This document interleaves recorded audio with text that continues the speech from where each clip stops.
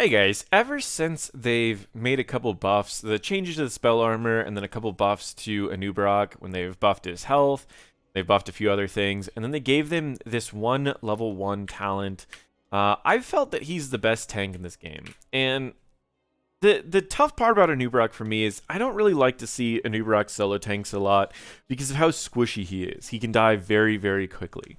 And that's why I don't really like him so much as a solo tank, but I've been really seeing his potential lately, and I've been playing him a lot, and I've just come to realize that he's a really, really powerful tank. And I actually, honestly, in competitive, I think he's the best tank in the game, and I want to explain a little bit on why.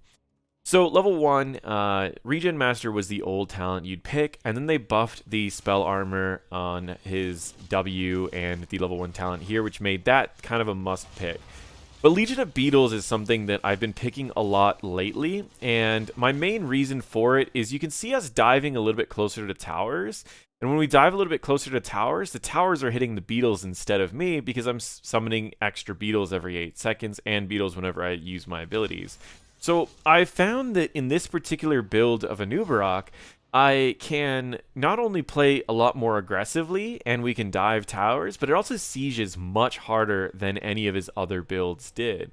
So I wanted to really show this build, and I've got two videos I want to show. This one turned into kind of a stomp, so I'm only going to show a little bit of this video, and then we'll go into the rest of this. The reason why I think Anub'arak's so strong is the amount of CC that he has, and I've always thought he was the strongest tank in terms of the amount of CC, because if you're ever engaging on someone, you have one of the longest range engages in the game, and if you're ever peeling for someone, you have so much CC, it's usually really easy to get a bunch of people off of your team by just using one or two abilities. And when you want to turn on the enemies, it's even easier because you have multiple CCs that you can start hitting people with. So overall, it's a really powerful tank and does a lot of damage. And with this new Legion of Beetles at level 1, it just makes it to where you can drop a tiny bit of survivability for the ability to take camps and the ability to really push aggressively under tower. And it also adds in a lot of damage too. So each one of these Beetles does like 22 to 50 damage depending on how far along you are in the game, and it just does so much. Now I'll talk a little bit more about the possible builds you can pick up, and in this particular level 4 I should have picked up Bed of Barbs when you're against something like a hammer, because she's gonna be sitting on it the entire time and taking damage. But I do go the build that I normally have been going on this, which is the Underking here. The extra range allows me to just jump in on people from really far away, and the extra damage is a pretty surprising amount that they're not usually expecting. So in this case, we go in, we start doing a bit of damage here, but here's the problem with Anub'arak is he's pretty squishy. So you can see I do end up having to jump out of the fight, and I back. And this is the other downside about Anub'arak, is his mana costs are very high. So you see me backing before every objective, pretty much guaranteeing that I'll have enough mana to do any sort of fight during the objective. You can see my Beetles spawn very quickly when we're in these, and the Beetles all do 24 damage right now. So it's not much, but it's still a decent amount. They attack once per second, doing 24 damage. It's about 75 damage a second. At this early level, when there's not a lot of damage going out, that's enough damage to really take someone out. Right there, you can see now there's 4 Beetles chasing down the Lucio. They add up very, very quickly, and you can really hoard a zone with Beetles, and it's not too difficult. So as this game's starting, you can see we already have a lot of kills, and we're already taking so much, and we haven't even gotten to any of the benefits yet. As our Arthas is going back, I wanted to push this lane in, and the new Beetles can really push pretty hard too, especially if you get Bed of Barbs, where you can clear a lane very quickly and you can just cover everything with Beetles. See here, I use a lot of mana because I'm going to be backing anyways when the Arthas shows up, and I'm just doing extra damage with these Beetles. You can see the 26 damage that keeps popping up 3 times a second because of all of the Beetles that I have, and then I just walk away and let the Arthas take back his top lane. Now, again, we can kind of just blow up anyone. I had one more CC I could have thrown if we had anyone else. I dive in here, and then I immediately use the Beetles to tank the towers. There's none of our minions here. These are purely just my Beetles that are tanking these. I take one tower shot, and then I summon 2 more Beetles and continue just pushing. So whenever we get a kill, this build allows you to just keep pushing into towers because it can tank all of these towers for you. So whenever there's a fight, that's the other thing too. You have so much CC that you can use whenever you want to. And when you lock someone down, you're locking them down with 3 to 4 Beetles sitting around them. You do use a lot of mana, and again, you see me backing before every single objective. I get the majority of my mana back, and I head back in. And so that's pretty much this build, and it's kind of ridiculous, to be honest. Like, the amount of utility you bring, the ability to maneuver around the battlefield very quickly and have multiple CCs available whenever the enemies are there is just incredible. So I do pick up Leeching Scarabs. I don't think this is really the talent you should be going, but it does increase the damage of your Beetles by 20% and give you some healing. If you're ever sieging, you can see now I'm doing 34 damage every time with the Beetles, and I can dive in whenever we destroy a tower in case we want to try to fight underneath a point, because I can simply just summon some Beetles and deal with it. The other part that's cool is you can take a lot of damage, and these Beetles heal a decent amount when you actually start getting into these fights. You can see I just jump right in, I put my shield on, and you can see these little 18s that are popping up, and those are healing me, and those are from my Beetles. It's not enough to really keep yourself alive in a major team fight, but it's a decent amount to save the mana of your healer whenever you are outside. And I think, honestly, the healing's more icing on the cake. The extra 20% damage is really powerful. But I don't commit to the full Beetle build. At level 16, I don't get this because I'm not going to be auto-attacking heroes very often. If I'm going to be jumping on a hero, I'm going to be jumping on him quick, taking him out with the double CC that I have, and then we're going to be done. I don't want to sit there auto-attacking. So I'd rather get the lowered cooldown as well as the increased impact radius at level 16. So I don't commit fully to the Beetle build, and oftentimes I don't even pick up Leeching Scarabs. I'll pick up the shield instead. So I can usually survive that burst from the team fights. But this build, after they've made these changes, is just insane. Right here, I died. Don't really know what I was planning. I honestly have absolutely no idea. There was no one in my team anywhere near me at all. And but from there, it's pretty easy to hold a point as this Beetle build, only because you sustain a lot. And anytime that the enemies try to over-engage, you can always just cocoon someone. So it's pretty easy to hold these points. It's pretty easy to stay alive, as we just have all these Beetles that are healing me while we're through. Level 13, I tend to pick up Burning Rage more times than I don't, only because my mana problems make it to where I'd like to be able to do camps and clear waves without using a lot of extra mana. So I like Burning Rage. The other reason why is they've nerfed his auto attacks, so that also nerfs Acid Drench Mandibles. They've also made it to where if you don't pick up Bed of Barbs, which I don't usually pick up as a solo tank, you won't get the extra benefits out of this. So I like Burning Rage because I can just jump on someone. I'm doing a lot of damage over time with the Beetles already, and then I add to that damage over time with the Burning Rage, so I can really melt down things. At this point in this game, the enemies are just feeding, so we're going to switch over into another game, and I want to show you this other game where it's a little bit closer. Then I'll go over the whole build and the playstyle I recommend. I do adjust the build a little bit in this game. We'll get to see a different variety of that build. As we're loading into this, I do want to talk about the sponsor. Join Honey, if you guys have never used it. Join Honey is a program that helps you save money while you're shopping. Pretty much will look for coupons for you. It'll look for areas to save money for you. And it's completely free. You download it to Chrome, Opera, Firefox, whatever. And I'll put a link to it in the description below. Anyways, on to the Shire game. This one was a little bit closer in the beginning. It was a little bit more difficult to deal with, and I think I made more mistakes this game, but it's a better game to show. So we're going to fast forward through the beginning, and we'll kind of talk about this. As it starts off, I play pretty safe, but I also want to keep vision on where the enemies are. You can see that I pretty much am just hanging out summoning Beetles and letting the Beetles just kind of push a little bit for me. I'm trying to stay in a position where I don't take a lot of damage, but I can still see where the enemies are. And I go right into the peel mode. I fire off my abilities to keep our Jaina alive, and we just simply hang out and do our best to not die, and do our best to not take give too many stacks to the Zul'jin.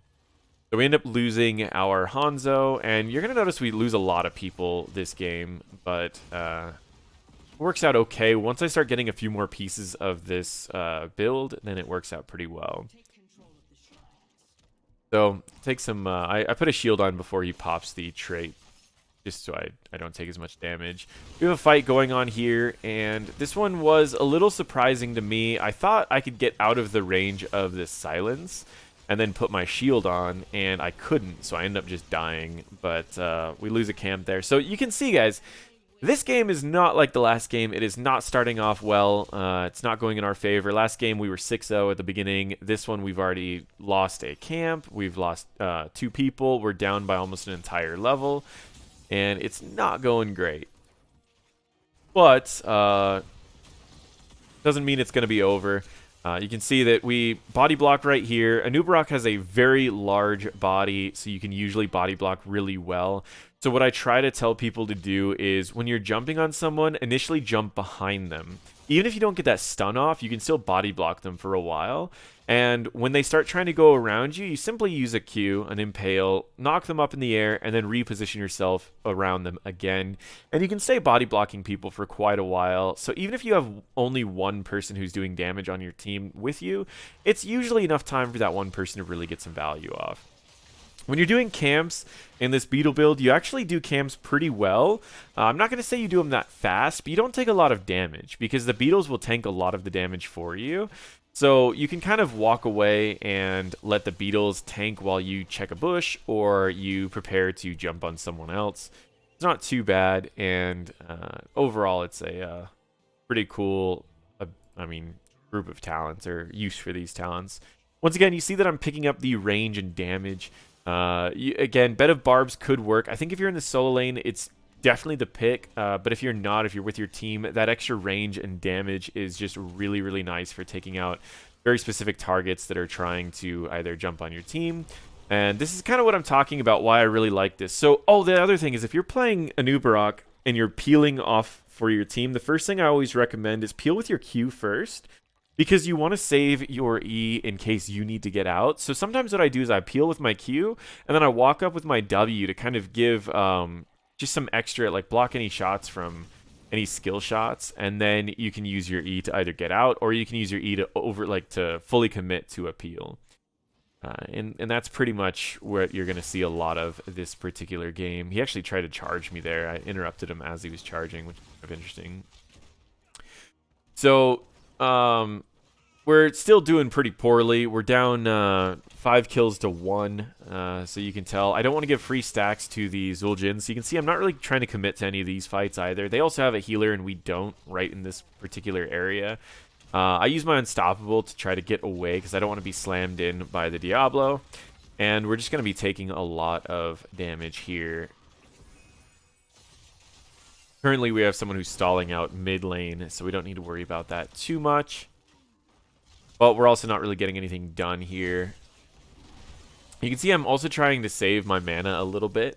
So while we're not actually going in, you don't see me just using my Q and my E for wave clear a lot whenever there's whenever we're near towers, because I don't want to waste a lot of mana. Now, I try to get over to interrupt, but my range isn't quite enough. So unfortunately, they do pick up the first dragon of the game.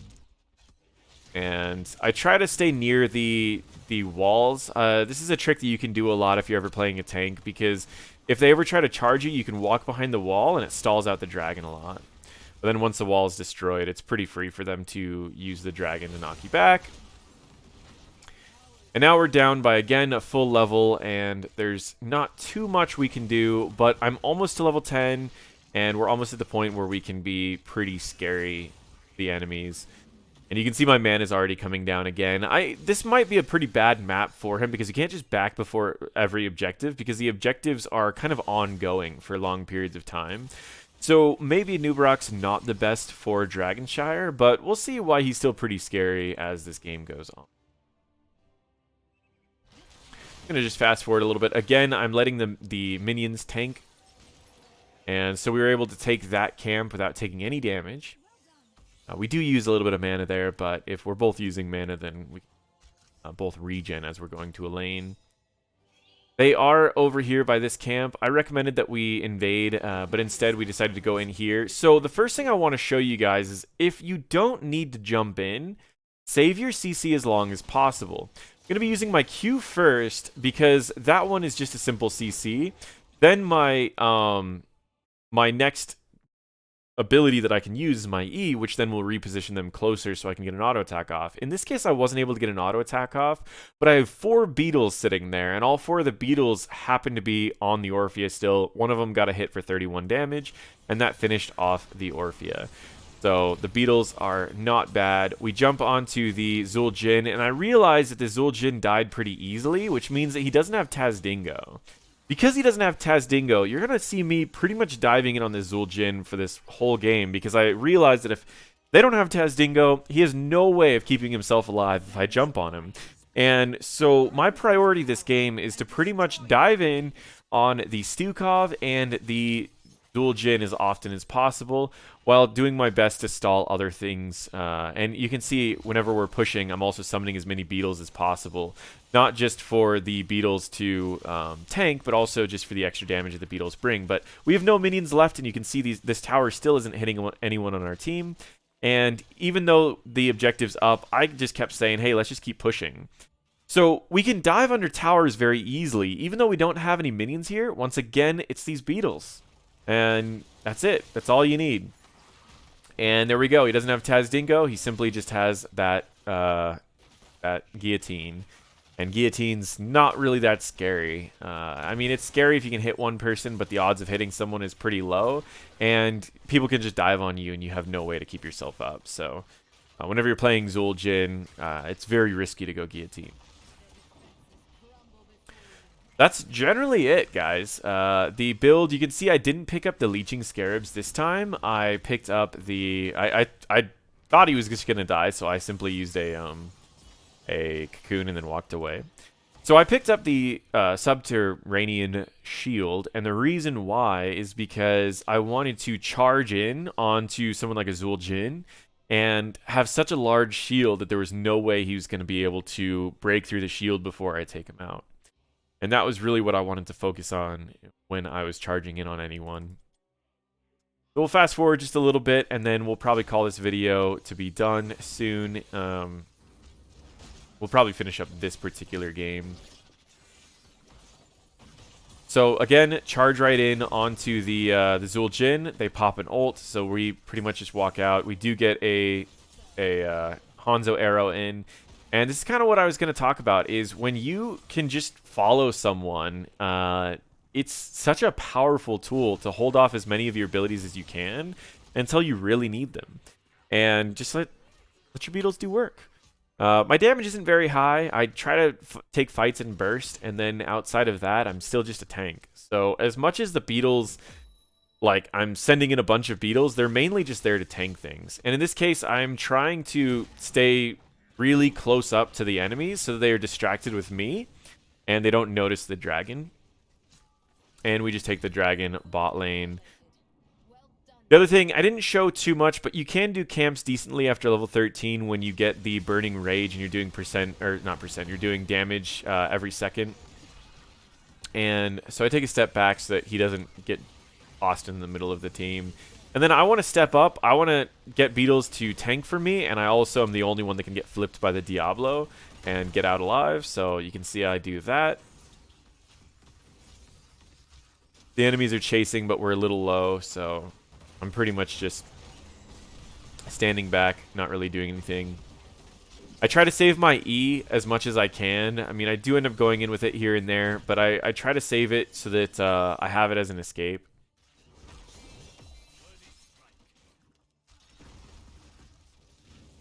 And we could go back in if we want to. I don't know if we do, though, because we're pretty low on mana. I think I'm just trying to give my team an out. I'm going to fast forward a little bit. And so level 16, you can see the talent that I pick up is Epicenter. Increases the impact radius by 60% and lowers the cooldown when you hit heroes. So if I go in and I hit 2 heroes, its cooldown is reduced by 2.5 seconds. If you hit 3 heroes, more than that, 3.75 seconds. So you can really keep dropping the cooldown. It's not a huge cooldown drop, but it is a pretty large increase in the size of it, so you can hit more people. You can also reduce spell power if you want to, but I found that if you're jumping on someone, you're likely going to be killing them. If not, you're likely going to die. So you should only be jumping in on people that are really out of position and you get those kills. And if not, you're jumping in to your spell armor difference is going to be, it's not going to make that much of a difference. And most spellcasters are going to be really far in their backline. So jumping in to reduce spell power is probably more risky than you want. The last option is Beetlejuice. Again, you shouldn't be sitting around auto-attacking for very long.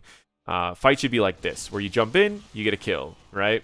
And then you body block, and this is probably the only option where you get any value out of it. I got 4 or 5 auto-attacks off right there, which means that I would have summoned an extra Beetle or 2. If they ever made this talent to where it wasn't against enemy heroes and it was against anything, this would be a must pick in every situation, and you'd be sieging harder than most specialists would. So I thought he was going to keep trying to get her out of the cocoon, so I jumped as if he was going to do one more attack on the cocoon. Not a big deal, as again, we're just trying to defend off of this push down here, and we should be able to take this for free. Zul'jin went way out of position here, and I'm just getting onto the fountain. And the interesting thing about these Beetles is that their damage scales really weird. So most things scale at a 4%. These, I feel like they scale at a little bit higher than 4% because they start off at 22 damage and they go up to over 50 damage at level 20, even if you don't pick up the bonus damage at this level, which is kind of strange to me, but yeah, because they're doing 42 damage. Oh, so it's not over 50. It probably scales the normal rate then. I mean, that's still double damage. Should be 80% more. It probably is 80% more. But yeah, they scaled to 4%. I'm just doing math wrong. So again, the mana problems is the main thing. I was just going to simply wait until Diablo showed up, cocoon him, and then grab the dragon. But what ended up happening is that Diablo and Stukov showed up. And that extra range is what allowed me to get that kill there. The extra shield is what made it to where the enemies didn't want to engage on me. So that's why these level 4 and 7 talents are what I like to pick up in this. You can just really get on whoever you want to get on and take them out. So despite being 5 kills down in the early game and have the enemies steal our first camp of the game, we're in this and we are now 5 kills ahead of the enemies and 3 levels ahead of them. And we did this because we were able to punish mistakes of the enemies easily, more so than anyone else, any other tank in the game. Because Anub'arak, in my honest opinion, has the best CC out of all the tanks. Just the fact that, and especially when you get rewind at 20. So the 20 pickup I get is rewind. Yes, all of these are pretty interesting. Hardened Shield is pretty cool. Hive Master, if you do ever pick that first ult, is a great upgrade. Cryptweave, I don't really like it. But rewind's super good. So you already have double CC here. Now you can rewind and you can have 4 CCs all in a row. So you can knock people into the air with this one, and then you can stun them for 1 second with this one, and then you can refresh, do the same thing twice, and you get it's something like 4 seconds worth of lockdown. So put simply, all I'm trying to do is tank for the team. Be scary. Get as many of these little Beetles out as I can. And just abuse that. Now, I don't know if we go to end right here, but I do pretty much just shield up. I don't use my E to get out because I still think we're going to be using the E to get in. And I want to try to take out either the Zul'jin or the Stukov if we do end up going into any of these fights. And the game is going to be over in about a minute and a half, so I have a feeling we're going to be going into a fight soon.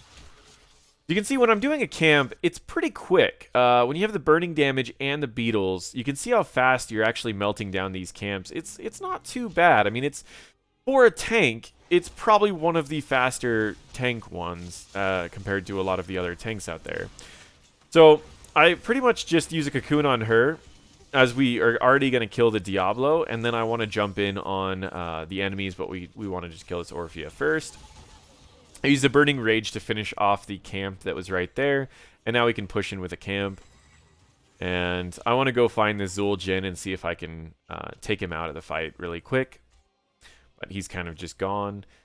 So I summoned some Beetles so that right as we go into the fight, well, actually, I don't do that yet. Oh, yeah, here we go. So jump in, use a Q, I rewind here, and then I jump at the Zul'jin, I use a Q, I use an auto, and my W. I didn't take any damage, despite the fact that I was under my core this whole time. Why? Because I wasn't the one tanking. And I had all these little minions that I summoned. So despite the fact that I was able to clean up one kill, do some damage to someone else, and back off, look at this army over here. And that's the other cool part about Rewind, right? So you can fire all 3 of your abilities, rewind, fire all 3 of your abilities, and what did you do? You summoned 6 Beetles that can run around and do whatever you want to. And look at how much damage they're doing to the Zul'jin. He pretty much just has to walk away because he's taking too much damage. And now that Zul'jin has been gone, he uses his thing that cuts his health in half, and then I just kill him. But we pretty much took out the entire core. So that is this build. It is a really powerful build. I highly recommend it. I mean, to put it into perspective, let me just back up a little bit and I'll show you guys the whole build again, but you can pretty much see it. The level 1, let me pause really quick. Pull that up. It's not going to let me pull that up. Anyways, level 1, you're going to be picking up the Legion of Beetles, and level 4 and 7, I usually pick up the E-Talents as well as 16. But level 7, you can pick the healing Beetles. I just feel like it's not really worth it for the heal. I would rather pick it up for the extra damage in case you're in like the solo lane. But otherwise, the shield is too big for this. Level 13, I pick up Burning Rage, but you can still pick up Acid Drench Mandibles if your team has a little bit of CC that they can bring to the group as well. Epicenter is just a must pick. Really allows you to hit those targets, multiple targets, and lowers the cooldown a little bit. Rewind is my pick at level 20. If you like advice on how to use the Cocoon, I always recommend using Cocoon on targets that are the only piece in their group that they need. Say, for example, they have one tank. You Cocoon their one tank, jump past their tank, kill everyone on their team. If they have 2 tanks, I try to Cocoon a healer. Or if they have like a solo damage dealer that does the majority of their damage. Like in this particular game, I could blow up the Zul'jin pretty easy, but the Orphea moves around too fast.